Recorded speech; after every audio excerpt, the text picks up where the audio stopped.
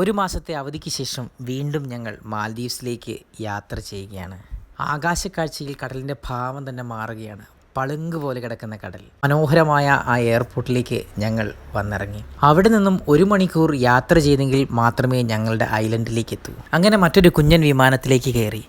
അധികം ആൾത്തിരക്കുകളോ അധികം സീറ്റുകളോ ഒന്നുമില്ലാത്തൊരു കുഞ്ഞൻ വാഹനം. മനോഹരമായൊരു യാത്ര തന്നെയായിരുന്നു അത്.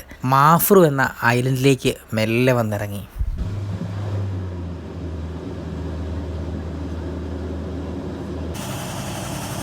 ഇനി ഇവിടെ നിന്നും 10 മിനിറ്റ് നീളുന്ന ഒരു കുഞ്ഞൻ യാത്രയുണ്ട്. അതാണ് നമ്മുടെ ജീവിതത്തിൽ ശരിക്കും മറക്കാനാകാത്തൊരു അനുഭവം നൽകുന്നത്. ഈ ചെറിയ ഫിഷിംഗ് ബോട്ടിൽ വന്ന യാത്രയൊക്കെ ലഘൂകരിച്ചുകൊണ്ട് നടത്തുന്ന ഈ യാത്ര സാഹസികത നിറഞ്ഞതാണ്.